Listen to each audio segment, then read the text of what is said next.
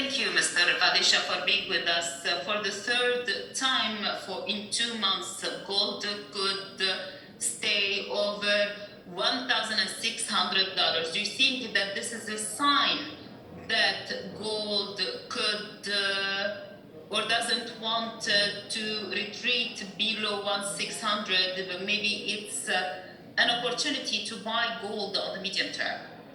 Well, we have certainly seen a 1620 triple bottom formation.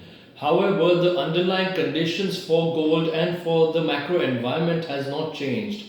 As long as we see the yields rising and no dovish statements coming from the central banks, we saw the Fed, we saw the UK, we are seeing also ECB, the statements are more and more getting hawkish. And as long as the statements are hawkish and as long as inflation is persistent, I don't really see that gold is going to be a bottom formation. It could be a short term recovery, but it doesn't look like a long term trend change.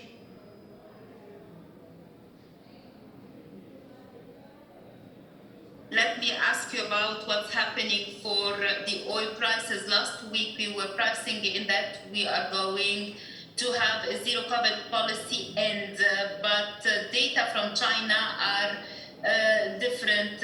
We have import-export shrinking, but the oil imports increased since May. Which of the data are important for oil?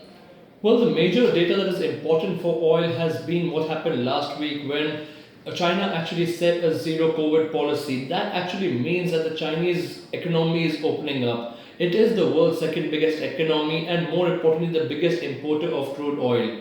However, what we are seeing that export data is bad, but we are seeing that it's overall export data from China which is coming out bad. The refined oil products which is being exported from China, that is actually increasing, and hence we are seeing actually import on crude oil from China is increasing. So overall, the demand for oil and finished oil products is definitely seeing an increased surge, and more importantly, we are seeing supply issues around the world. We have OPEC Plus, which has got 2 million barrels already. We have EU zone, which is actually going to cut all Russian oil from December. The supply issues are the major issue, and that is what crude oil prices will be looking at.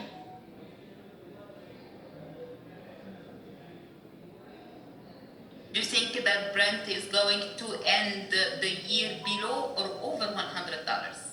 Well, it does look like Brent and WTI both ideally should be ending the year above $100.